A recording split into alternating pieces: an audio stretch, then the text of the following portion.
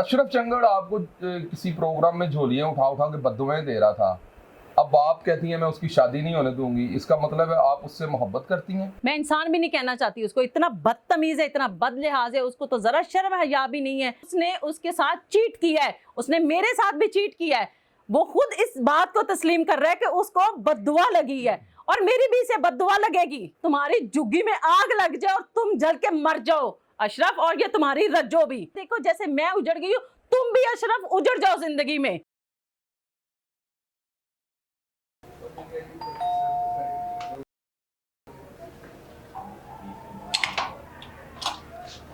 अस्सलाम वालेकुम। मेरा नाम अली शराजी है और मैं ARS पाकिस्तान से आया हूँ। मैडम हुसना ने मुझे लोकेशन व्हाट्सअप की थी। आ जाए। सर शुक्रिया।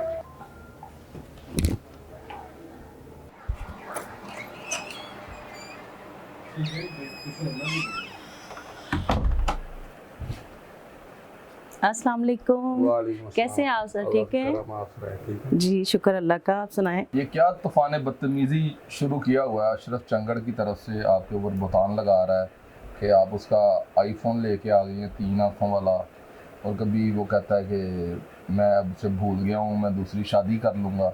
तो वो तो है ही बेवफा इंसान है। मैं तो उसको इंसान कहना भी ना, बस मैं अब क्या कहूँ, मैं इंसान भी नहीं कहना चाहती उसको। इतना बदतमीज है, इतना बदलिहाज है, उसको तो जरा शर्म हया भी नहीं है। कैसे कैसे अल्फाज बक रहा है वो चैनल पे बैठ के, आप देख ही रहे हैं, सुन ही रहे हैं ना। वो क्या कह रहा है, उसको मोहब्बत थी ही नहीं, वो एक ड्रामा था जो मेरे साथ कर रहा था वो। और दूसरी बात ये है कि जो वो इल्जाम लगा रहा है ना मुझ पे कि आईफोन मेरा ले आई है, वो 3 अखा वाला मोबाइल ले आई है, उसकी तो अपनी अखा कम नहीं कर दी हैं। उसको ये नजर नहीं आता कि मैं उठा के लाऊंगी। मुझे इन चीज़ों की कमी है कोई? मेरे बाबा की दी हुई हर चीज़ मेरे पास है, अल्लाह का शुक्र है, हर चीज़ है। उसने पहली दफ़ा देखा होगा, मेरे पास तो है, बहुत सारे ऐसे हैं। तो वो अभी कह रहा है कि मैं वो अपनी पिछली जो मंगेतर है जिसकी वजह से वो कहता है कि मैं जो मेरी ये लाइफ जो डिस्टर्ब हुई है ये रज्जो की बद्दुआ है। वो रज्जो के बारे में आप जानती हैं कि रज्जो कौन है? जी मैं जानती हूँ रज्जो कौन है। मुंह ना मथा तो जिन पाड़ो लथा, मैं जानती हूँ। अच्छा, आपकी मुलाकात होती थी उसके साथ? तो पास में ही तो वो रहती थी, आना जाना तो लगा रहता था। मुझे तो पहले ही शक था इस पे, दोनों पे शक था कि इनके दरमियान कोई ना कोई चीज चल रही है। तो अब आप क्या खुशउस्लूबी से ये शादी होने देंगी? नहीं, मैं नहीं होने दूंगी। आप क्या करेंगे? मैं क्या करूंगी? देखिए उसने मेरी जिंदगी बर्बाद की है, मेरा दिल तोड़ा है। मैं इसको हंसी खुशी जिंदगी आगे से शुरू करने दूंगी? ये कैसे कर सकता है अपनी जिंदगी का आगाज? मेरी जिंदगी बर्बाद करके वो अपनी जिंदगी कैसे शुरू कर सकता है? तो आपसे पूछा तो था कि आप वापस जाना चाहती हैं, आप कहती मैं वापस भी नहीं, मैं वापस नहीं जाना चाहती। इसका ये मतलब नहीं है कि वो मैं वापस नहीं जाना चाहती, वो जो मर्जी करे। तो वो क्या करे? वो जवान जान आदमी है, शादी ना करे? जवान जाने, उसको शर्म नहीं आती मुझे धोखा देते हुए? उसे शर्म नहीं आती? मेरे साथ नहीं गुजारा कर सकता था वो? असल में वो शादी इसलिए कर रहा है ना कि आगे उसका सीजन आने वाला है, ईद का, वो हड्डियां शड्डियां उठाएगा, वो बेच के उसके पास पैसे आने वाले हैं। इन्हीं चीजों से तो मैं उसे मना करती थी, छोड़ दो ये काम, कर लिया तुमने जितना करना था, अब तो इंसान बन जाओ, इस बदबू से बाहर निकल आओ। लेकिन वो निकलना ही नहीं चाहता, अपनी जिंदगी बदलना ही नहीं चाहता। उसके देखिए इंटरव्यू देखिए आप, जैसे कि उसने रज्जो का नाम लिया, मुझे रज्जो की बद्दुआ लगी है, वो मेरी मंगेतर थी, उसने उसके साथ चीट किया है, उसने मेरे साथ भी चीट किया है। वो खुद इस बात को तस्लीम कर रहा है कि उसको बद्दुआ लगी है, और मेरी भी इसे बद्दुआ लगेगी। अब उसकी शादी नहीं होगी?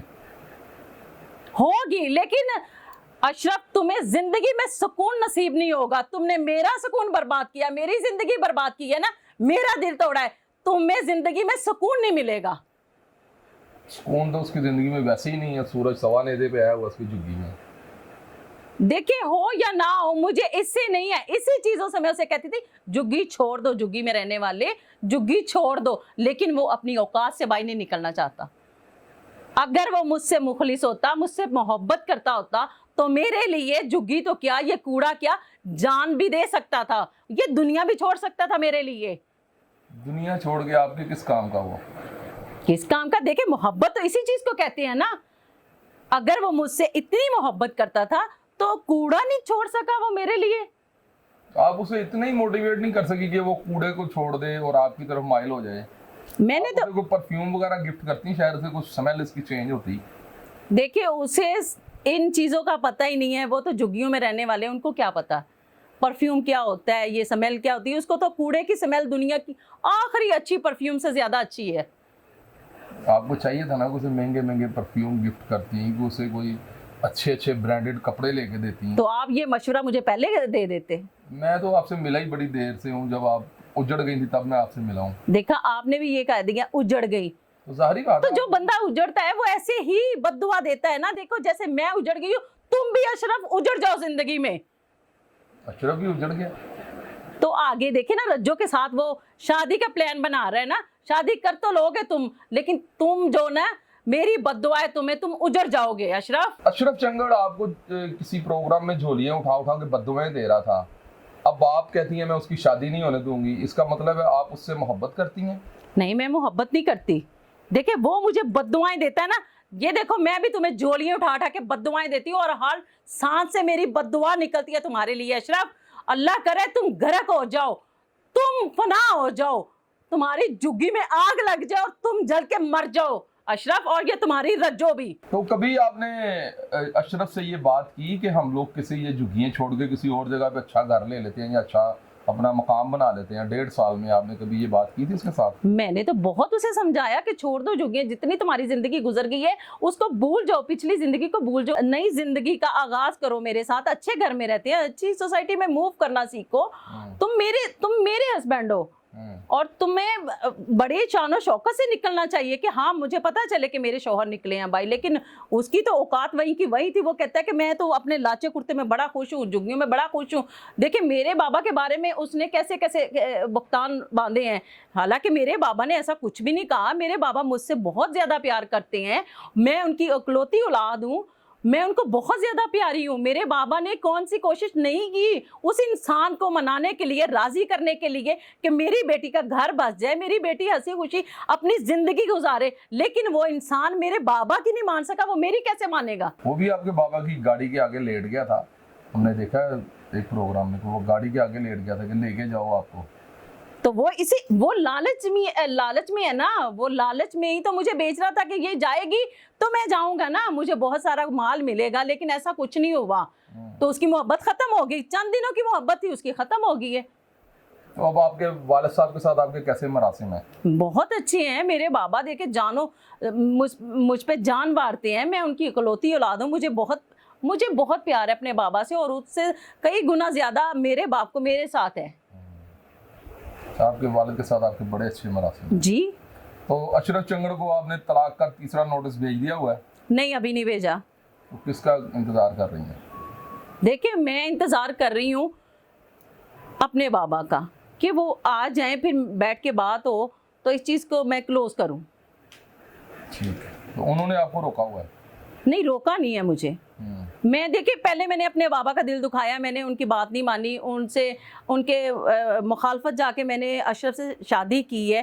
अब मैं चाहती हूँ कि मैं अपने बाबा को राज़ी करूँ। मैं उनको बिठा कर मैं उनसे मशवरा लेना चाहती हूँ अपने बाबा से कि मेरे लिए अब क्या बेहतर है, मुझे क्या करना चाहिए। मैं इसी चीज़ का इंतज़ार कर रही हूँ कि मेरे बाबा आएँ और मैं इस चीज़ को, इस चैप्टर को क्लोज़ करूँ।